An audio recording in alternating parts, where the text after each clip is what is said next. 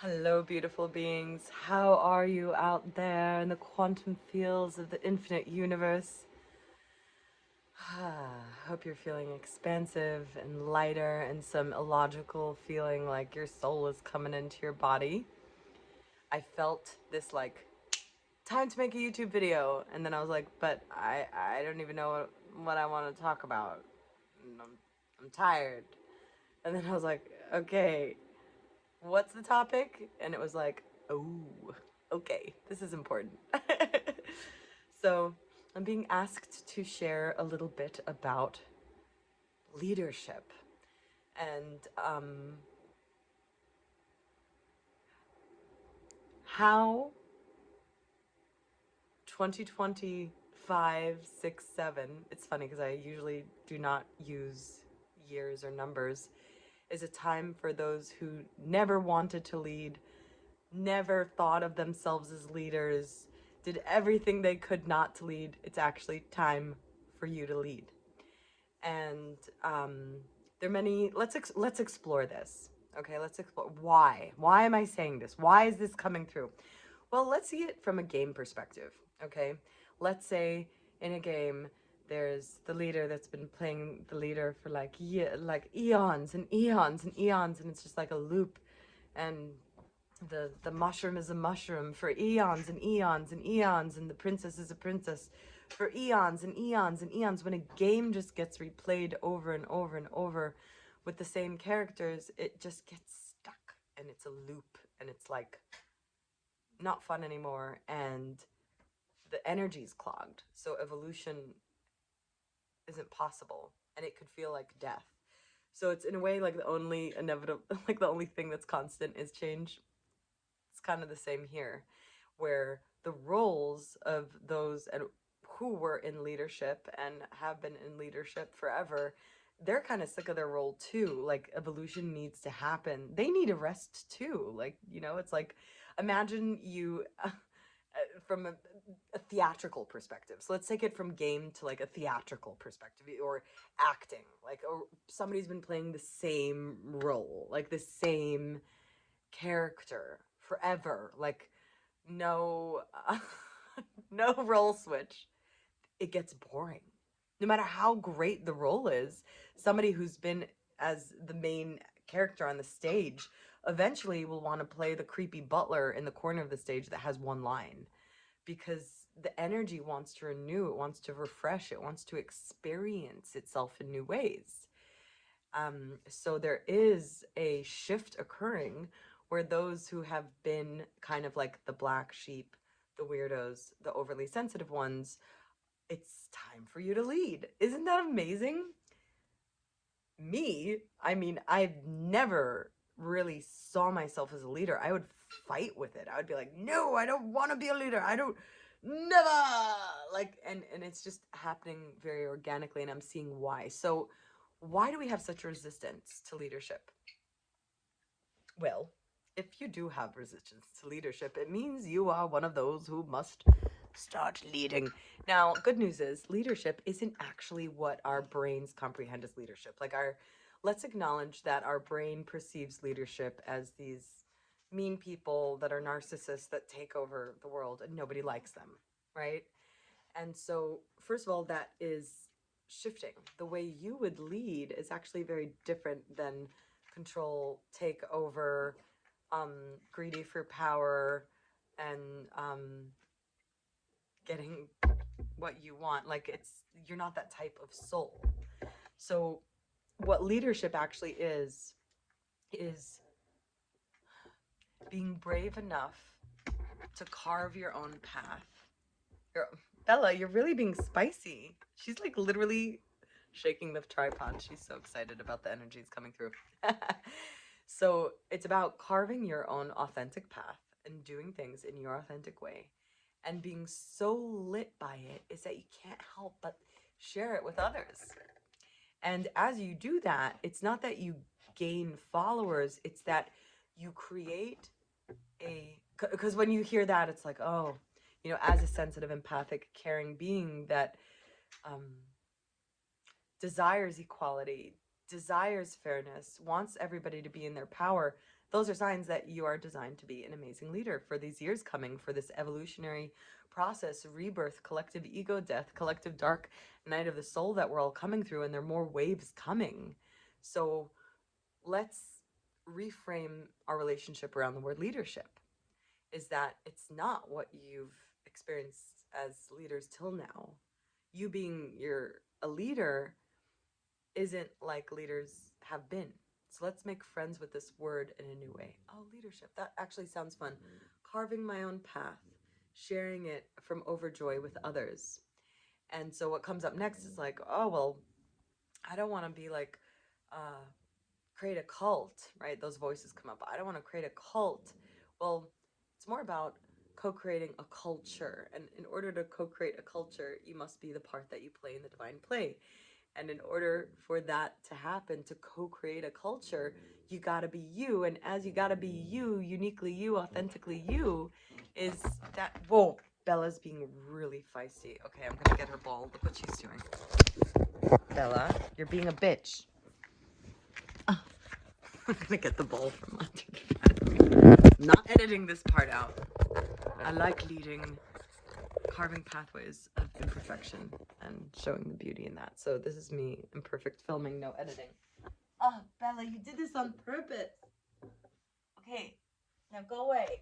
I love you. Oh, okay. So, welcome to my life, where balls are the most important thing in the world. Okay.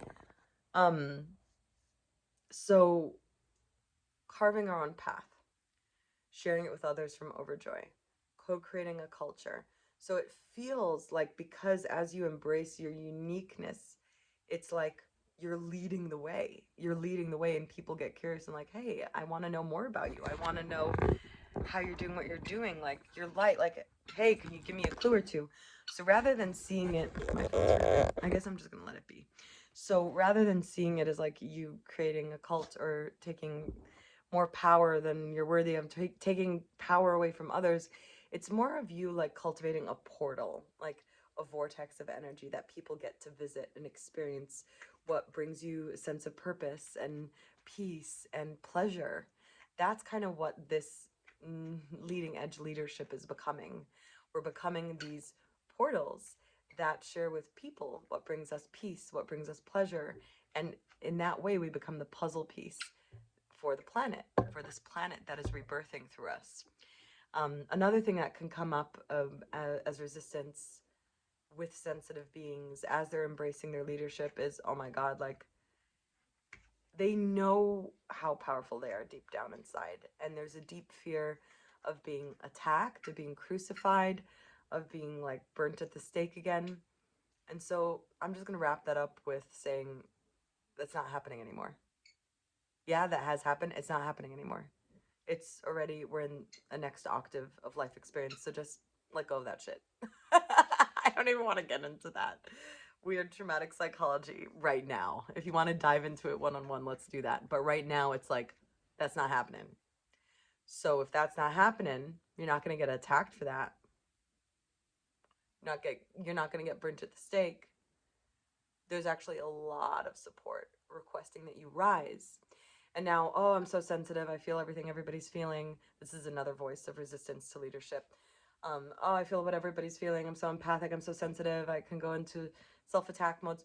That's why you are meant to lead, because you are so sensitive, because you know the oneness of all, because you understand the interconnectivity of all that is. That is why you are designed to lead. And so as you start embracing like, wow, okay, I could lead the way, it kind of takes you off from being this follower or for like people pleaser, caring, like being good person energy into I'm badass carving my own path. My sensitivity is my superpower. Now there's a whole reprogramming and re-relating to words such as impact, penetration, power. Like, these words have connections in our brain that connect to memories of when we experienced power, when we were impacted, when we felt penetrated. A lot of it connects to violation, disempowerment. Like, we have these pure hearts that is like, fuck no, I prefer to be a rag doll than ever do that to anybody. So just inviting you to open up a space here to play with, what would it be like to have a new relationship with power? What would it be like to have a new relationship with impact? What if you can create a new definition around penetrating the environment, impacting the environment, even manipulation? What is it like to re-relate to these words? Like, wow, like telekinesis is manipulation, like moving objects, creating things out of thin air, playing with the weather. In a way, shamanism is a little manipulative. It's like playing with nature. So there's a pure side to all these things that we've been impacted negatively from.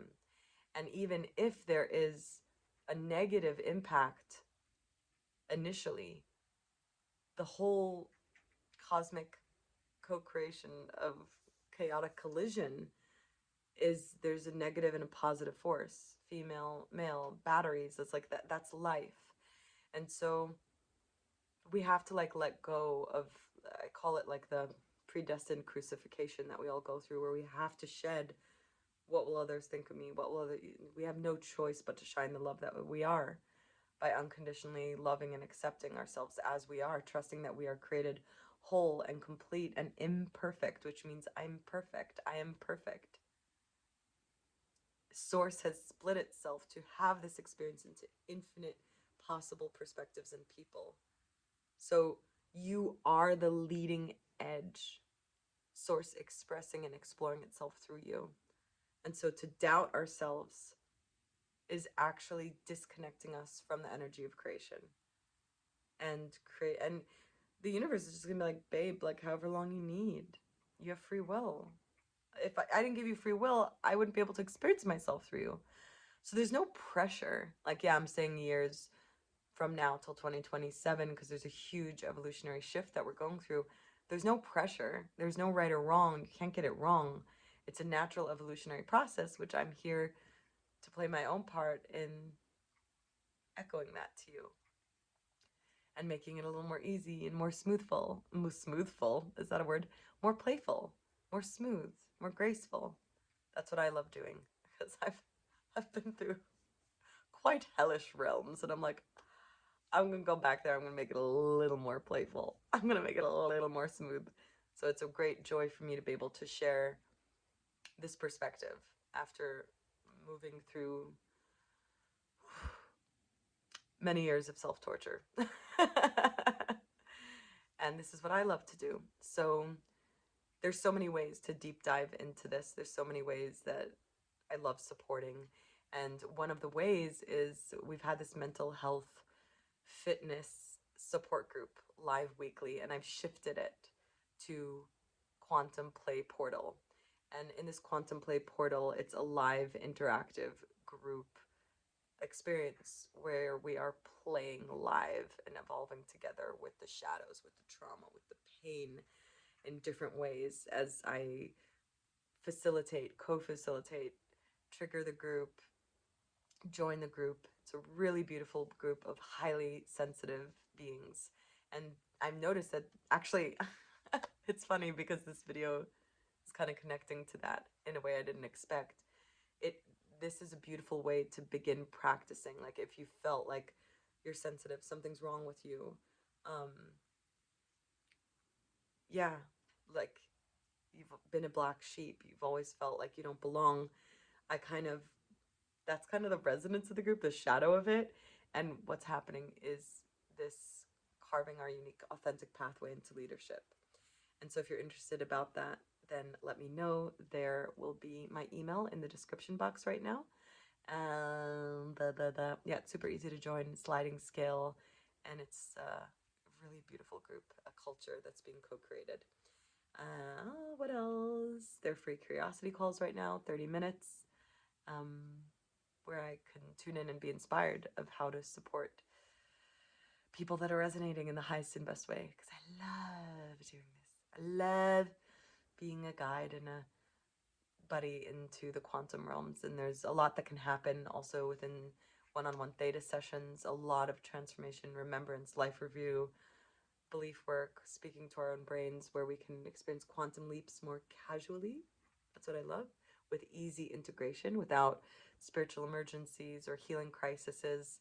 I really love supporting people that have experienced traumas from awakening or experiencing their full power, where their kundalinic awakening was very extreme, to make it more easy, to make it more integratable um, into the daily life, so it doesn't need to be that traumatic anymore. Yeah, there are a lot of other things happening. There's also psychic self care, which is going to be a 3 hour experience to learn how to clear out our psychic energy, just like we wash our hands, how to clear out our energetic bodies and our psychic body. And there are many more things coming. So if this has resonated with you and you're there and you watch this whole thing, oh my God, hello. I would love to hear from you. If you comment, subscribe, like, I will feel you, know you're there, and knowing that you're there deeply, deeply inspires me to share more. Like, even when I see one comment, I'm like, oh my God, it reached someone and it created relief in the field and there's resonance. Like, it means so, so, so much to me. So you matter, your energy matters, your attention matters. And it brings me a lot of joy knowing that it touched you in any way, shape, or form. So sending you blessings of ease, grace, and joy. And be you, beloved, because all the other parts in the play are already taken by others. So my energy stays with me, your energy stays with you. Mwah.